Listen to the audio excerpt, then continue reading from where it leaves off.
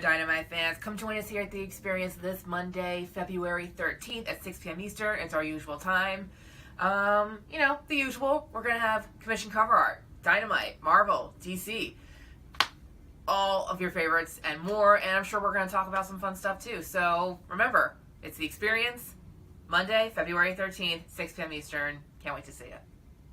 Hey everybody, welcome to Pop Culture Philosophers. I am Rockin Robbie Billups. It is Friday. That means it's time for the Rex and the Robbie Show. So station, pop, pop, boom. We're going to be talking about Disney, the return of Bob Iger, and the recent announcements of the restructuring of Disney and how that may benefit Disney in the future. And of course, we can't have the Rex and Robbie Show without Rex. What is up, my man? What's going on, buddy? How you doing? Go Birds. I was about to ask, man. Excited for Sunday, I bet you are. Definitely. I was watching the NFL awards last night. It was last night. So I find it interesting now. I will not watch the Academy Awards. I will not watch the Grammys, but I will watch now the NFL awards. It was on broadcast TV, which I found interesting. Usually that's on ESPN or whatever.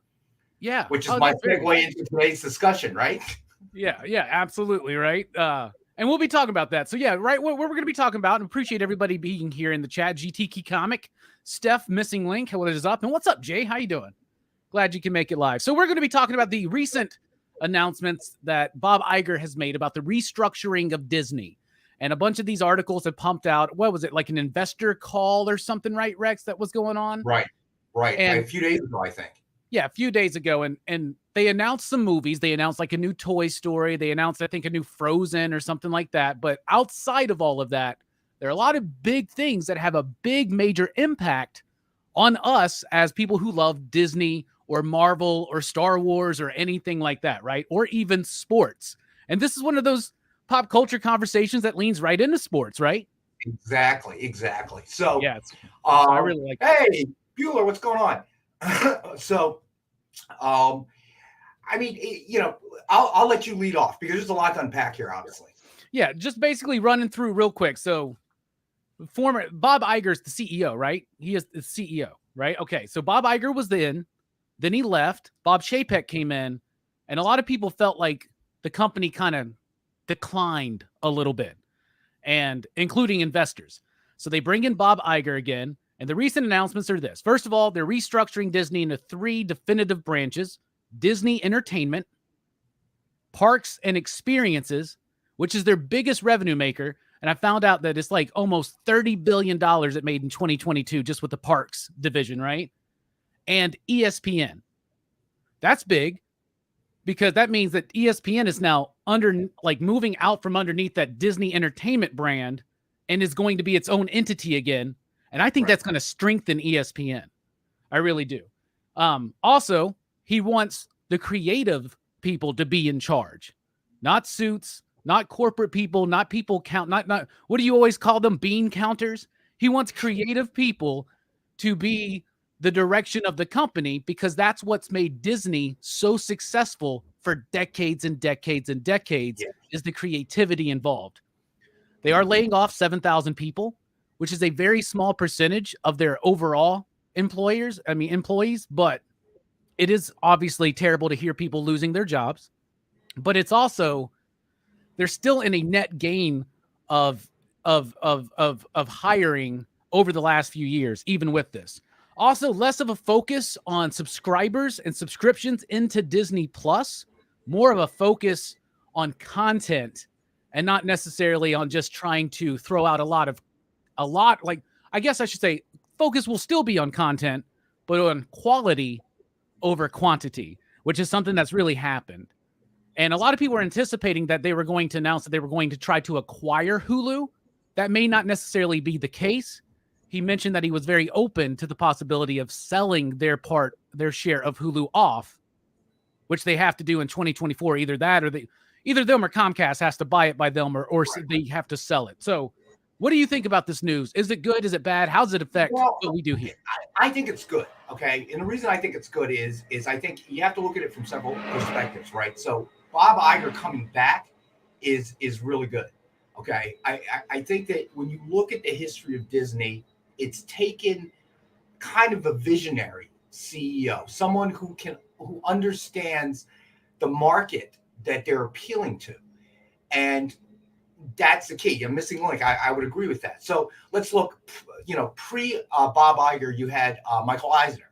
Okay. And prior to Michael Eisner, you had Walt Disney himself.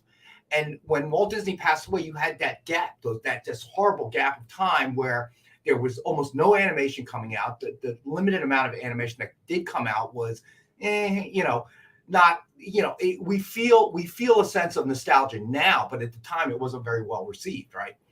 So then Michael Eisner came in, started to shake it up, and then he would do the weekly show, that Walt Disney used to do, and he brought. I used to love that, by the way, the Disney movie of the week or whatever, and he'd come on and do his little spiel. I loved that. And I think that was significant, and I think that with something like Disney, you have to have that kind of visionary. And unlike my criticisms of Zaslav, I'm not really going to jump on that Chapek kind of wagon, and bash him, because I think that two things happened there. I think that Chapek came in at a very bad time, obviously, because right after he took over, bang, pandemic hits, changing the world in every way, shape, and form, right? And I think that when Iger was grooming him to take over for him, he figured, well, the train's just moving, okay? The train has been moving for years. It's in a good direction. Obviously not foreseeing a pandemic changing everything. And he really needed a capable conductor. And for lack of a better term, and not meaning it derogatory if any of our viewers are like accountants or work in that kind of management field, I think that Chapek was a bean counter. And I think that he was looking for somebody who could run the train successfully. But when the pandemic happened, and all of a sudden Disney went from profitable entity year after year after year into well, we've bet really heavily on the streaming, and now it's creating a hole in revenue and so on and so forth. Chapek didn't really know how to deal with it, right? You saw the pushback he got. So what he did was, he started cutting costs like all CEOs have to do. But he started doing it in all the wrong places, not realizing that the backlash was going to be severe. So you take Disney parks, obviously a huge revenue generator. And of course, the crossover between a fan of the parks and a fan of the movies is very heavy, but not always in that sense, right? So you can be a fan of the MCU, you can be a fan of Disney, but you may not be someone who's been to the parks, or, you don't really get it, or whatever the case may be. So, yeah, I'm one of those people. I've never been to a park. I've never been to Disney World or Disneyland. And I grew up loving Disney movies, and I still enjoy my Star Wars and my Marvel and all that kind of stuff. So, well, I have to say that, and we've talked about this before, I'm on the opposite end of that spectrum. I love the Disney parks. My daughter, first, my former in-laws were really into it as well. But I always loved it. My mom loved it. The first time I went to Disney World, Disneyland, I think I was like 6 or 7. I mean, with my father, and they still had the e-tickets and the double e-tickets and all that, and you get a ticket booklet. And then, I went with my mom. I think I was about 12 to Disney World at that point. Epcot had not even opened. It was just, there was tons and tons of talk about it, but it hadn't even actually opened. And then through the years, my daughter's been, we've been to Disneyland. We have been to, Disney World multiple times. Just whenever we're there, when she was playing softball, a lot of tournaments would take place in the Florida area, and taking advantage of the fact that I've already spent the money for the travel, I've already spent the money for the hotel. Why don't we just go? We're already here. And the biggest strength of the parks, and this is the part that I think Chapek missed, was not your advertisements, not your commercials, all of that. That's great. But it was really word of mouth. Okay, you've heard me talk about it to you. Like, you gotta go, man. You just gotta go. You can't. How did you not go? Oh yeah, and I have so many people in my life have this conversation. Like, and when people that are into there are people that are into those parks, right? And when those people find out that I've never been, they're just like, Robbie, it's life-changing. You're gonna love it. Like, I had Joshua Williamson on the show. We spent like 10 minutes of him trying to convince me, like, bro, you got to make it an annual thing. You got to go to Disney World. You got to go to Disneyland. It's like the most magical place ever. And I've got to agree with him. And the thing about it is that was what they did. That was the magic, if you'll excuse the pun, of why it continues to generate revenue. Well, what Chapek did was, and I get it. He's looking at the spreadsheet, looking at the numbers, and let's bump this up a little bit. Let's bump this up a little bit. And it was already becoming very, very expensive, but never to the point where you said, "Wow, man, are you kidding?" It became, wow, well, that's life. Things go up in price. There's whatever the case may be. Something that used to cost the local bridge here. I remember when I was a little kid, it was a nickel to get across the bridge. It's $5 today, right? So you expect a certain amount, but somehow Disney always managed to balance that. All right, and I think where Chapek really, really went wrong. Hey, figure drawing, what's going on, buddy? And I get that. It's not for everybody. It's not something. My dad took me to Disneyland that first time, and I remember that I knew my dad and I were not on the same plane because the park closed at midnight. 6 o'clock, my dad wanted to go. I'm like, what, are you kidding me? There's 6 more hours. I looked at him like, this is crazy talk. What's wrong with you? Have you lost your mind, man? Okay. So we actually compromised, and I think we left at 10:30. Okay. But it is that kind of thing. And what Chapek did was, and I'll give you a perfect example. When lines became overwhelming, they introduced the Fastpass program, right? And the Fastpass program was, you could, with one ticket, for certain select rides, you could run it through. And I remember when it was a paper ticket, you could run it through the machine. It would punch out a Fastpass with the time to return to this ride, okay, to avoid the long lines. And that was great. Then Six Flags, and then everybody saw how popular it was, right? So then Six Flags, owned by the hated Dan Schneider of the Washington Commanders, owned the entire Six Flags organization. He went and he charged you for it. Said, well, you can get these special things and you'll be in the front of the line. There's a Six Flags about an hour away from me, and you take my kid there, whatever. Never once paid for it. I resented it. Okay. You charged me these ticket prices. Now you're going to charge me to get to the front of the line. I resented it and refused to do it.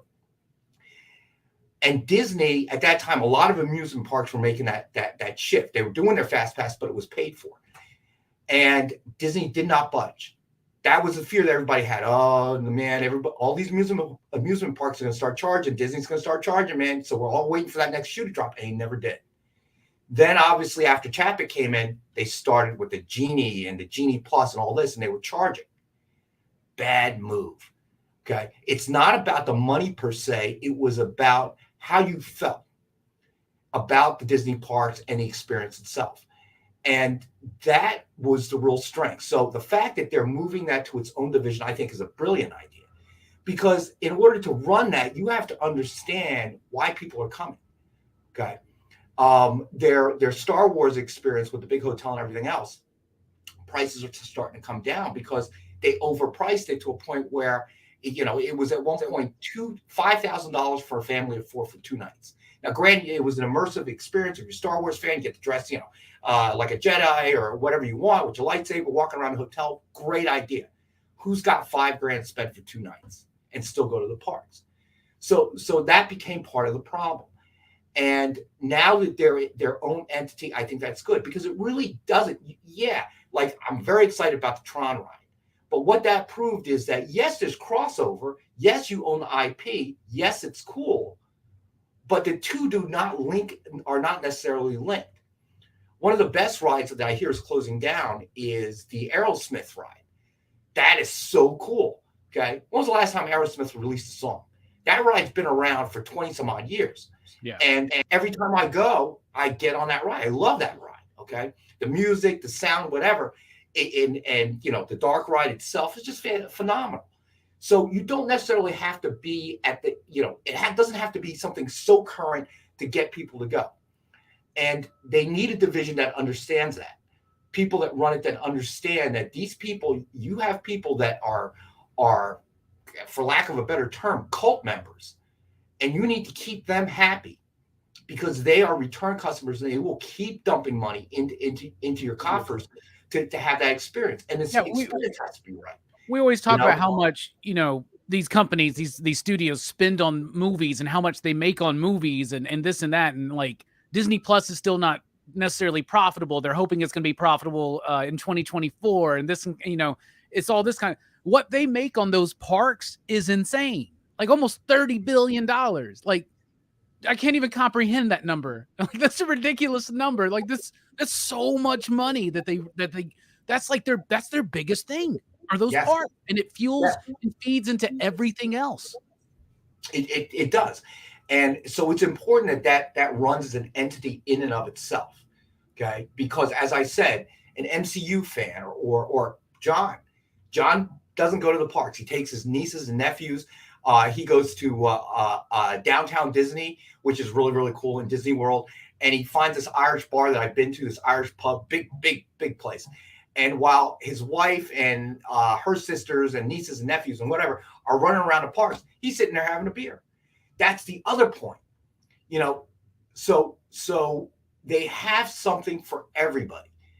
And if you're not a guy who enjoys the parks like John, I don't want to walk around all day, stand in line for a ride, but I want to be with my family. I want the kids to have a good time. So you guys go, I'll be at downtown Disney having a brew. Call me when you guys are out of the park. We'll meet for dinner. And that really is the magic. When you get in the park, the staff and how they act, how they treat you, it's an immersive experience, the whole thing. So that's good. ESPN by itself, also good. Now, what are they going to do? I don't know. There are rumors that they're looking to sell it off, which wouldn't be the end of the world. Okay. And this is a good thing to do if you're wanting to sell it off, is to let it kind of be on its own and develop. Because I do think that ESPN's been hurt a little bit, I think, in some of their coverage of sports because of the Disney brand, right? Because Disney wants everything to be family friendly. And I'm not saying people on ESPN need to be not, you know what I'm saying? It doesn't need to be a crude and rude channel or anything like that, but it used to have more of an edge to it that it kind of lost, that I think Fox Sports has kind of taken over a little bit, especially with like shows like Undisputed. I don't think First Take has any of the energy or excitement as Undisputed, but I like that debate. I like that kind of stuff. I feel like ESPN's lost a little bit of edge, and I think it can get that back, being in its own thing. I think the problem is that in the current time, what ESPN lacks is being able to broadcast the games themselves. Significant games, whatever sport it may be. And that's because the Fox, and now Amazon's in the mix, they're driving the price up. So ESPN has been reduced to talking heads. And the talking heads, it only goes so far. After a while, you're just sick of listening to these two talking heads going at each other about what they think, right? But what I think, what ESPN needs to do and has been doing is you got to find other sports to promote. And one thing that ESPN has done, believe it or not, and ironic how it comes back to this, ESPN has been heavily vested in the last several years in collegiate softball, and it's working. It actually is working. It has turned college softball into a revenue generating sport. Now, I barely covering, probably, I'm not talking like the NBA or the NFL or baseball, there's just billions of dollars flowing through coffers. But when you look at most college sports, that they're usually money losers. They're losing money. I mean, I don't care if it's a man's sport, woman's sport, whatever. There's just not enough interest. I mean, let's call it seriously. Do we honestly think that college lacrosse is a revenue generator? It's so that's tough. So they can find these types of things and turn it into something that's profitable, get the viewership. But it does need to be independent of Disney and kind of run on its own because it's appealing to a different market. So whether Disney sells it or doesn't sell it, I don't think that hurts ESPN. And I'm not an accountant at Disney, so I don't know what it looks for their bottom line. But I don't think it takes anything away from either entity, whichever direction they go.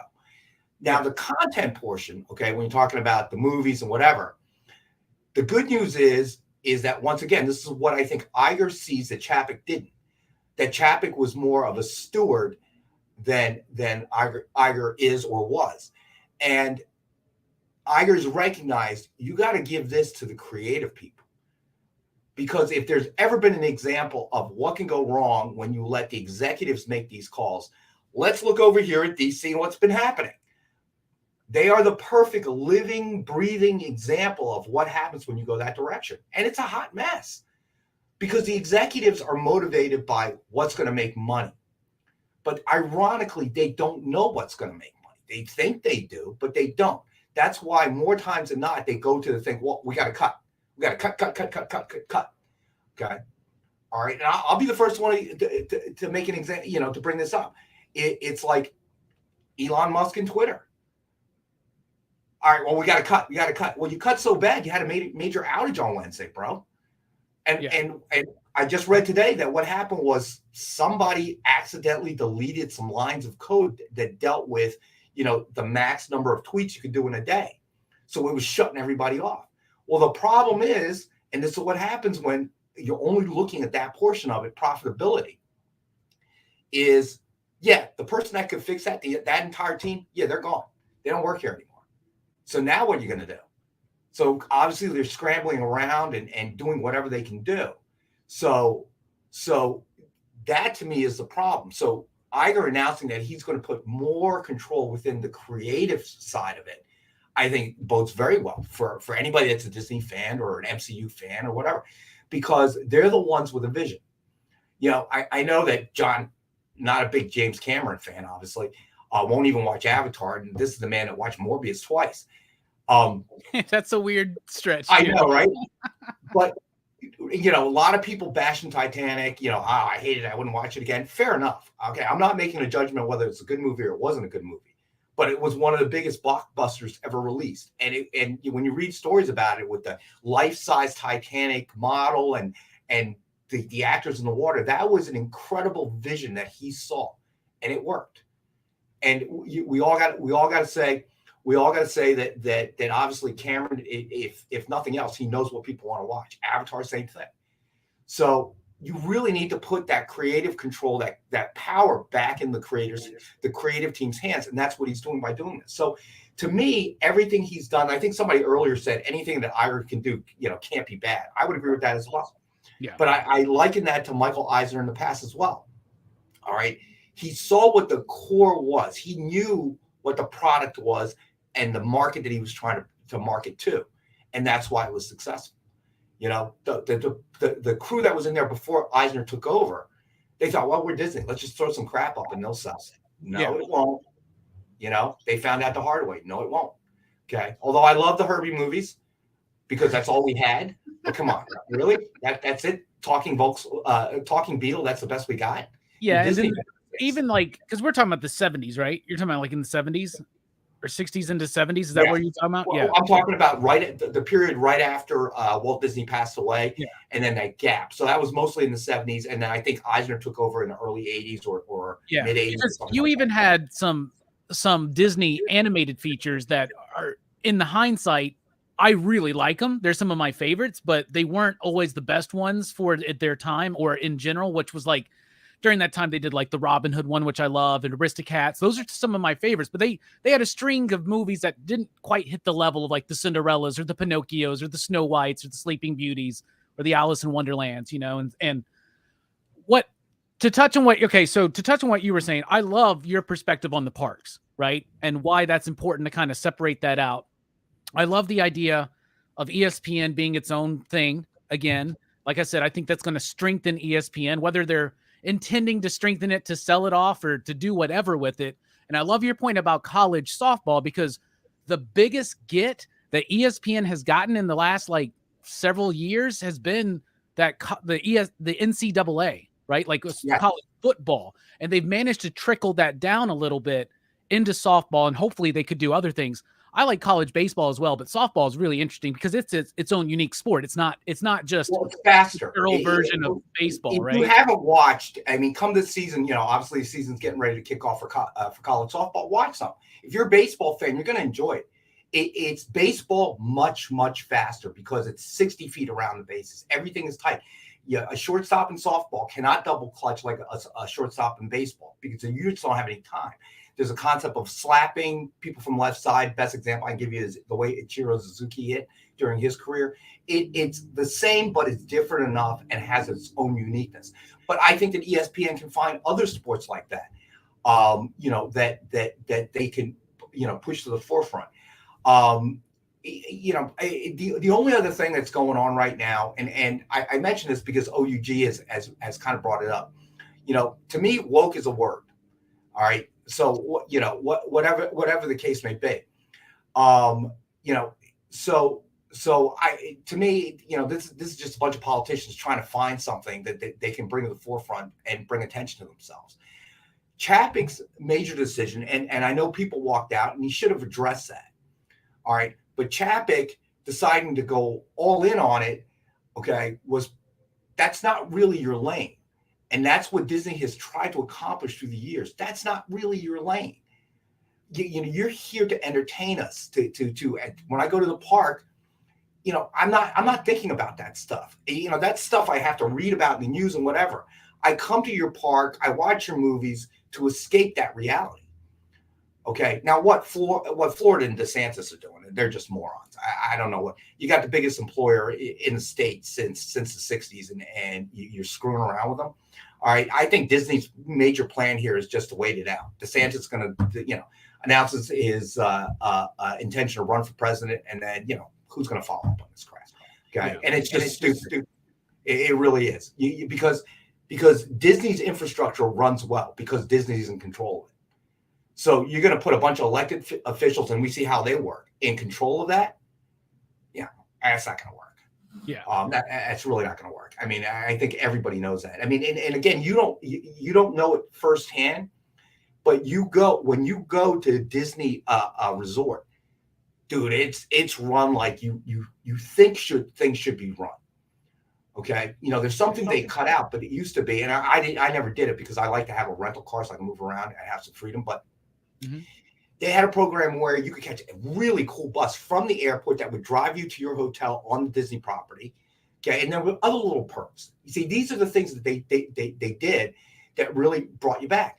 So if you stayed on a Disney property, then what would happen would be there were certain days and certain parks that would open early or stay later for if you were staying at a Disney resort park. That was brilliant. Okay, that was brilliant. We knew it was a marketing gimmick. We knew they were trying to generate more business for their own hotels. We didn't care. Why would I care? So to give you an example of how much of a difference it made, one of the last few times my daughter, when she was still in high school, we were at a tournament. We were staying at a particular hotel. It was a nice hotel in the Orlando area. When we decided we wanted to take the last several days while we were down there to go to Disney, who does this? We actually packed all our crap up and moved hotels to be on a Disney property. Because not only was it just phenomenal because everything's decorated, but you get the early mornings at the park or the late days at the park. You don't pay for parking. You automatically get free parking because you have a parking sticker for the hotel. So I would drive up and I didn't have to take the bus or get in line, for the bus or anything. I just drive our rental car there, park it, and out we go. And I have to tell you, I remember the last time we checked in, it was phenomenal. Okay, by this point they had the little wristbands, okay, which I got to tell you are so cool. That's your ticket, your Fastpass, your hotel room key. And, I didn't put a credit card on it, but you could have put a credit card on it and paid for anything at Disney. That scared me a little bit because, all of a sudden you just have this swiping thing, and the next thing you know, you get home with bills like $3,500 just for merchandise and food. But all that little stuff made imagine we were already there for 4 days.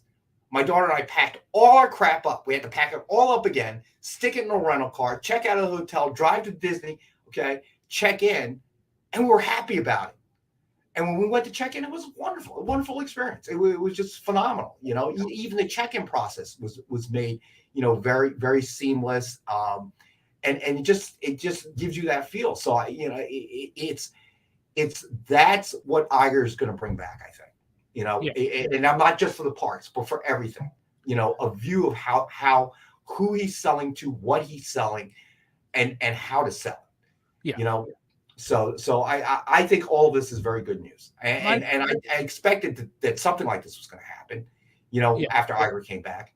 My favorite bit about all of it is the fact that he was talking about how important it was to have creatives in control and to get back on the idea of creativity and story, because I know everybody talks about this go woke, go broke, the woke, all that kind of stuff. The whole line of talk is silly to me because I want story, and stories teach us lessons about the human conditions. Stories reflect sometimes the viewpoints of the storytellers. I don't care. I love that. I love experiencing others' perspectives and other viewpoints through story. But the key is the story's got to come first. I got to care about these characters. I gotta care about this world. I gotta care about this story.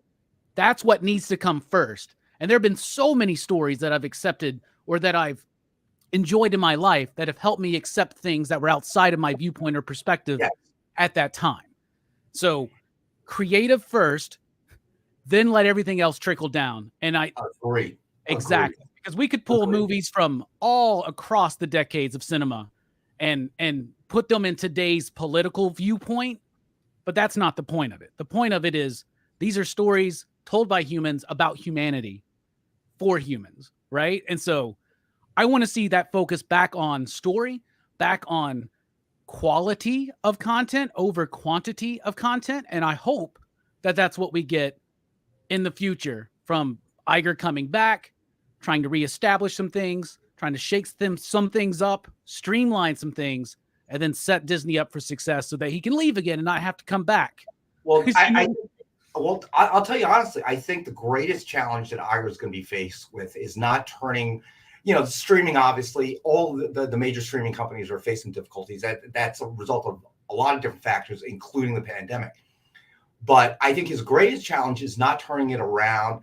He's going to put it back on track, put it back on its path. I think his greatest challenge is now the other part of his job is he has to again find another successor that he can get ready to take over, because from everything that's been said, I think Iger doesn't want to be there for the next 10 years. He's got a 2-year contract, not to say the board wouldn't extend it if they needed to, but ultimately there is no exit plan for Bob Iger if he doesn't find somebody to take over the reins. And I think he's going to look at it probably with from a different outlook than he did the first time around with Chapek. Yeah, well, time will tell. So you let us know in the comments, and thank you for joining us in the live chat. But if you're watching this on the replay, let us know in the comments. What do you think? Do you see positivity coming out of this for Disney? Do you see more troubles? What do you feel? Let us know in the comments down below. Rex, thank you for joining us for this excellent conversation. As usual, what's coming up for y'all? Well, we've got tonight, Friday night, 7 p.m. Eastern on The Experience. Nick will have his original art show. Of course, you and I will be back on Monday at 6 o'clock Eastern for our Comic Collectibles show. And then Wednesday, of course, we have Alec, our buddy Alec. And it looks like John is back. He's, back in the groove. And so, excited to have John back for a full week. And other than that, fly, Eagles, fly. Join me tomorrow night on Dylan's Horror Show as we talk about the movie Blood-Sucking Freaks. Very excited to watch this apparently very sleazy movie.